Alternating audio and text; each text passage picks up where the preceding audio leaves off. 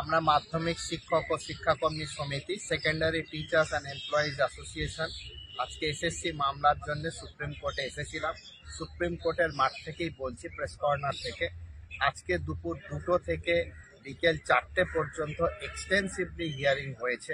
সমস্ত পক্ষের বক্তব্য তিনি না শুনলেও এক পক্ষের বক্তব্য তিনি বিস্তারিতভাবে শুনেছেন এবং সব পক্ষের যুক্তিগুলোকে তিনি নোট করেছেন।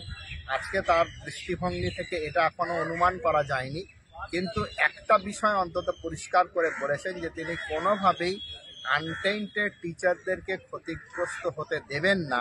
অর্থাৎ টেইন্টেড টিচারদের হয়ে যারাই বলতে উঠেছেন তাদের প্রত্যেককে প্রথমেই প্রশ্ন তুলে তিনি জর্জরিত করেছেন এবং আমরা আশা করি যে যারা কোনো রকম টেইন্টের মধ্যে যুক্ত নয়, অর্থাৎ যাদের গায়ে কোনো কলঙ্কের ছাপ লাগেনি, না সিপিআই এর তালিকায়, না রঞ্জিত বাগ কমিটির রিপোর্টে, তারা অন্তত পক্ষে এই মামলার ফলে উপকৃত হতে পারেন।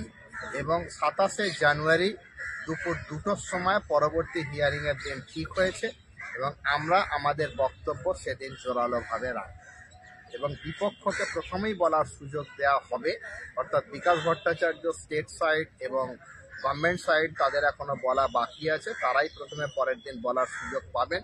পরবর্তীকালে তাদেরকে খণ্ডন করার জন্যে যা বক্তব্য রাখার সুযোগ পাওয়া যায় বা রিটেন সাবমিশন দেওয়ার সুযোগ পাওয়া যায় আমরা পুরোপুরি কাজে লাগাবো।